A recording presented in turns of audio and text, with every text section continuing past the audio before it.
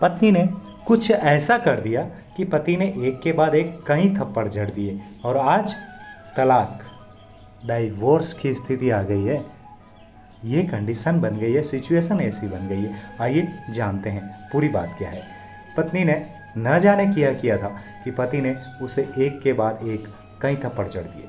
हमेशा हर सिचुएशन को शांति से हैंडल करने वाली पत्नी भी इस बार इतनी अशांत हो उठी कि उसने अपनी चप्पल ही निकालकर पति की ओर फेंक दी।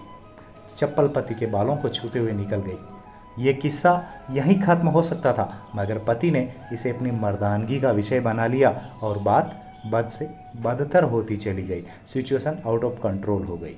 रिश्तेदारों ने भी आग में घी का काम किया। किसी ने कहा, जो औरत अपने पति को चप्पल से मार सकती है वो ना ही तो वफादार हो सकती है, ना ही पतिव्रता। ऐसी औरत परिवार ही नहीं पूरे समाज पर कलंक की तरह है। पत्नी के पक्ष वाले भी कहाँ पीछे रहने वाले थे। किसी ने कहा, 21वीं सदी में भी जो स्त्री के साथ मारपीट करते हैं उन्हें तो जेल भेज देना चाहिए। तो कोई कहता, जरूर उसको कोई और औरत पसंद आ गई होगी, इसलिए अब पत्नी से मारपीट करने लगा है। बात कोर्ट तक पहुंच गई। दोनों पक्षों ने एक दूसरे के खिलाफ केस फाइल कर दिया। पति ने चरित्रहीन होने का तो पत्नी ने दहेज और शारीरिक उत्पीड़न का आरोप लगाया। 2 वर्षों से अधिक समय के लिए केस चला।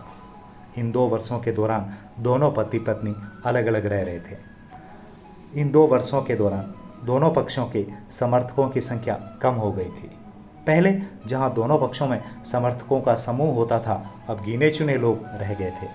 पति और पत्नी दोनों की आर्थिक स्थिति इस समय के दौरान नीचे गिर चुकी थी। जिन्हें वो अपना शुभ चिंतक समझ रहे थे, पैसों की बात आते ही उन्होंने भी अपना पल्ला झाड़ दिया। अगर कोई देने को राजी भी हुआ तो मोटे ब्याज की शर्त पर। आखिरकार वही हुआ जो सब चाहते थे, डाइवोर्स। हर कोई खुश था, दोनों पक्षों के रिश्तेदार, उनके माता पिता और दोनों के वकील। लेकिन 5 साल की सुखद शादी और एक सुंदर बेटी होने के बाद मिले इस डाइवोर्स से पत्नी मुक्त थी और पति शांत। शायद ये एक इत्तेफाक ही था कि इस खुशी को मनाने के लिए दोनों पक्ष के लोग एक ही चाय की टपरी पर बैठे आमने सामने। इत्तेफाक इसलिए क्योंकि ज़्यादातर लोग जो एक दूसरे के विरोध पक्ष को सपोर्ट कर रहे थे, वे एक दूसरे को अच्छे से जानते भी नहीं थे। ऐसी सिचुएशन जहां पति पत्नी भी इन सभी से दूर एक दूसरे के सामने मेज पर बैठे। पत्नी ने पति से कहा, अब तो खुश होंगे ना, तुम्हारे मन की जो हुई है, मुबारक हो।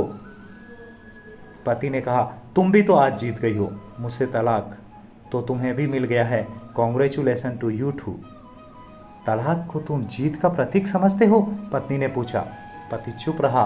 थोड़ी देर की शांति के बाद पति ने कहा, मुझे तुम्हें 5 लाख रुपये और हर महीने 8,000 रुपये देने का आदेश है।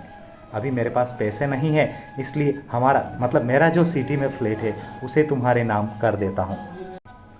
पत्नी बोली, लेकिन उस फ्लैट की कीमत तो 18 लाख की है। हाँ, लेकिन हमारी बेटी तुम्हारे साथ है और आगे जाके उसके खर्चे भी बढ़ेंगे, तुम्हें थोड़ी आसानी होगी। पति ने कहा, नहीं, मुझे सिर्फ 5 लाख ही देना और तुम हर महीने 8,000 तो देने ही वाले हो, मैं मैनेज कर लूँगी। अगर 5 लाख नहीं है तब भी कोई बात नहीं, पत्नी बोली। दोनों फिर से शांत हो गए। पति सोचने लगा, कितनी भोली और समझदार है ये औरत जो कुछ समय पहले तक मेरी पत्नी थी और अब अनजान। ये वही है जो कम से कम खर्चे में घर चलाती और पैसे बचाकर मेरे जन्मदिन और बर्थडे पर मेरे लिए नए कपड़े खरीद लाती। कभी बीमार भी हो जाती तो पैसे बचाने के लिए मुझे मालूम न होने देती और घरेलू नुस्खों से अपना इलाज कर लेती। मगर घर में कोई और बीमार होता तो तुरंत डॉक्टर के पास लेकर जाती। मेरी ही मति मारी गई थी, मैं ही अपनी झूठी मर्दानगी के चक्कर में इतनी बड़ी गलती कर बैठा। पत्नी के दिमाग में भी उथल पुथल चल रही थी। अभी भी वैसा का वैसा ही है। पहले भी खुद से ज़्यादा हमारे बारे में सोचता था और अब भी वही कर रहा है। ये वही आदमी है जो मुझे एक्सीडेंट से बचाने के लिए खुद मोटरसाइकिल के आगे कूद पड़ा था और अपनी उंगली तुड़वा बैठा था। पता नहीं कौन सी मनहूस घड़ी में मैं झगड़ा कर बैठी। पति ने मौन तोड़ते हुए पूछा, अब तुम्हारे कमर का दर्द कैसा है? ज़्यादा तकलीफ तो नहीं होती? पत्नी हल्का सा मुस्कुराई और बोली, अभी भी होता है, अब तो पेट में भी क्रैम्प्स उठते हैं। वो तो होगा ही, तुम योगा या कसरत भी तो नहीं करती हो, अब किसी गायनेकोलॉजिस्ट को जरूर दिखा देना, पति ने कहा। तुम बताओ, तुम्हारा अस्थमा कैसा है अब? क्या अब भी दौरे पड़ते हैं? पत्नी ने पूछा। हाँ पड़ते हैं, पहले से ज़्यादा, क्योंकि अक्सर इन्हेलर भूल जाया करता हूँ, याद दिलाने के लिए तुम जो नहीं हो अब, पति ने बोला। पत्नी की आंखों में आंसू आ गए और वो बोली, तुम्हें मेरे चरित्र पर सवाल नहीं उठाने चाहिए थे, तो ये परिस्थिति आती ही नहीं। हाँ मैं जानता हूँ तुम बहुत अच्छी हो, मुझसे गलती हो गई, बहुत बड़ी गलती, मैं लोगों के बहकावे में आ गया था, पति बोला। तुमने भी तो मुझ पर दहेज का इल्ज़ाम लगाया था, वो बोला। गलत था और इस बात का मुझे भी पछतावा हुआ, पत्नी ने कहा। पति कुछ कहना चाह रहा था लेकिन हिचकिचा रहा था। पत्नी ने पूछा, कुछ कहना चाहते हो? वो बोला, क्या सब पहले जैसा नहीं हो सकता? क्या मतलब? पत्नी बोली। मतलब कि हम फिर से पहले की तरह पति पत्नी बनकर, सच्चे दोस्त बनकर नहीं रह सकते, पति बोला। पर ये डाइवोर्स के पेपर दिखाते हुए पत्नी ने कहा। फाड़ देते हैं, पत्नी ने अपने पास रखे डाइवोर्स पेपर फाड़ते हुए कहा। पत्नी ने भी अपने पास रखे पेपर फाड़ दिए। सभी हैरान थे, वकील, रिश्तेदार और माँ बाप।